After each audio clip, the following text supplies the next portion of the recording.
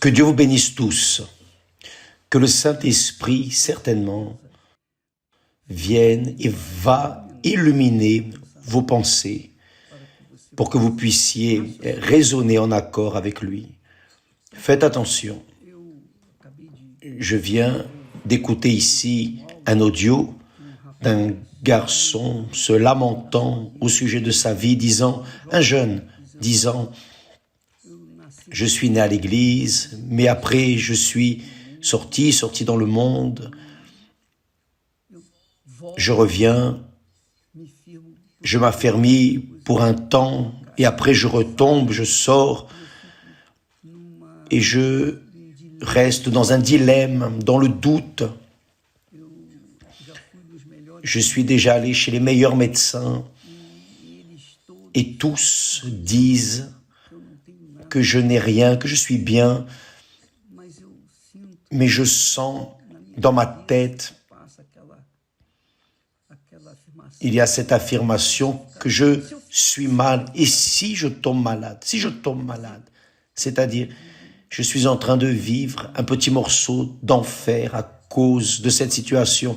Je vais à l'église, je me baptise, je fais des chaînes, etc. Je me sens bien, je reste bien pour un temps. Et de nouveau, je reviens à la case départ. Cela doit se produire avec beaucoup de personnes, y compris ceux qui me regardent en cet instant et peut-être sont dans la même situation. Faites bien attention, mes amis, très attention. Parce que la foi n'a rien à voir avec les sentiments. La véritable croyance, la véritable foi en Dieu n'a rien à voir avec les sentiments. Si nous appuyons notre foi sur nos sentiments ou sur notre cœur, nous allons tomber, nous n'allons pas nous soutenir. Pourquoi? Parce que la foi dépend de quelque chose de palpable et d'éternel, quelque chose de palpable et d'éternel, qui est la parole de Dieu, qui est le propre Dieu. Dieu est parole. Et lorsque vous buvez de cette parole, lorsque vous écoutez cette parole et la mettez en pratique, c'est-à-dire c'est quelque chose de rationnel, parce que la foi n'a rien à voir avec les émotions, elle a à voir avec le rationnel, l'intelligence. Nous parlons beaucoup à ce sujet. Ne vous laissez pas entraîner par les émotions. Ne vous laissez pas entraîner par les sentiments, parce que le diable travaille avec le cœur. Vous saviez cela? Le diable travaille avec le cœur. Il fait la personne sentir ceci, sentir cela, etc., etc. Et la personne finit par prendre des décisions sur la base du cœur. Et là, elle se fait mal. C'est le cas de ce garçon et de tant d'autres personnes qui sont dans ce va-et-vient. Lorsqu'elles vont à l'église, lorsqu'elles viennent à l'église, elles se sentent bien, sont encouragées, sont fortifiées. Mais lorsqu'elles sortent de l'église, commencent les mauvaises pensées. Et elles finissent par se laisser entraîner par le sentiment, par cette parole, et entendu du mal. Les personnes ont plus tendance à croire dans la parole du mal que dans la parole de Dieu. C'est le grand problème. Donc, mes amis, faites bien attention à ce que Dieu dit. Il dit, « Ainsi en est-il de ma parole qui sort de ma bouche. Elle ne retourne point à moi sans effet, sans avoir exécuté ma volonté et accompli, mais réalisera mes desseins. »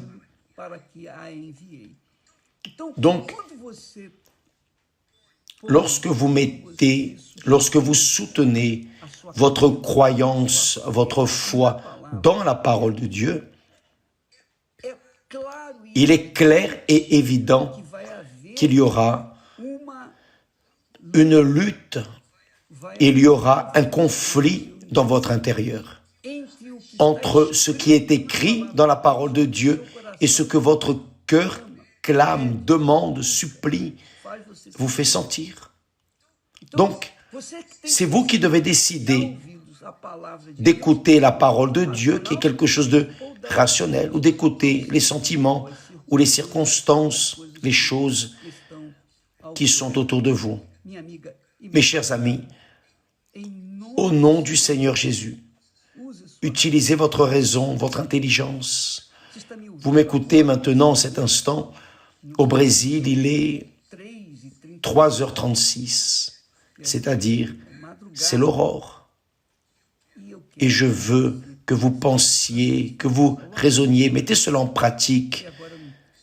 Si maintenant, vous n'êtes pas dans le mouvement du quotidien, vous avez les conditions de méditer, de raisonner, de peser et en arriver à la conclusion. Qu'allez-vous faire de votre foi?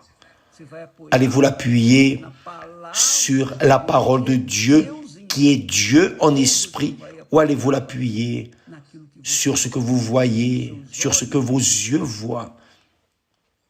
L'apôtre Paul dit que nous ne devons pas considérer les choses qui se voient, parce que les choses qui se voient sont terrestres.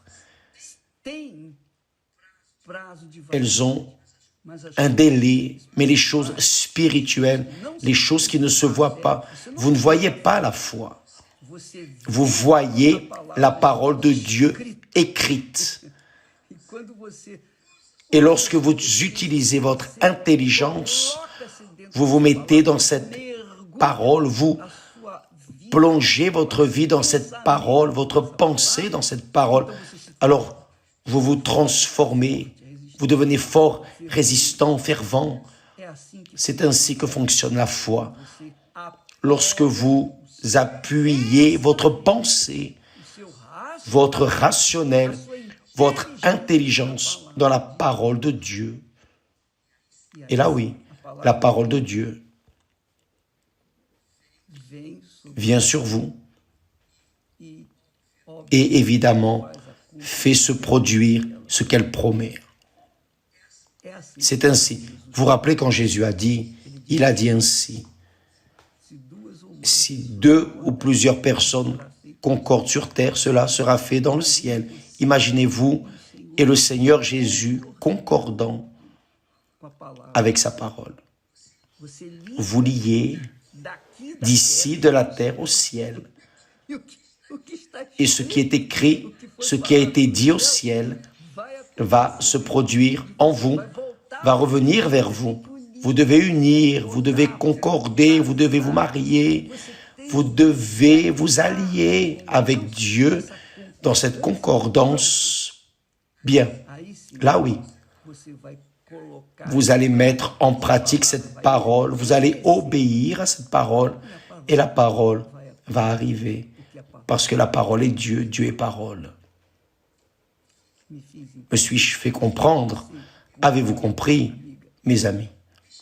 Laissez-moi faire une prière pour vous en ce moment, vous qui passez par des moments très, très compliqués. Soyez délivrés maintenant, soyez délivrés, soyez libres maintenant par la parole qui est sortie de la bouche de Dieu.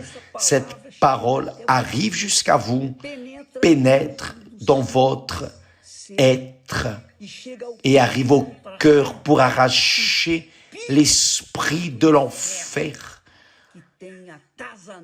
qui a accommodé votre vie, apporté des doutes, que soit attaché cet esprit de l'enfer, cet esprit de doute, cet esprit de peur, sorte de cette personne et qu'elle soit libre maintenant. Soyez libre, vous qui passez par des moments difficiles, soyez libre de ces pensées difficiles, soyez libre de ces chaînes et recevez la paix.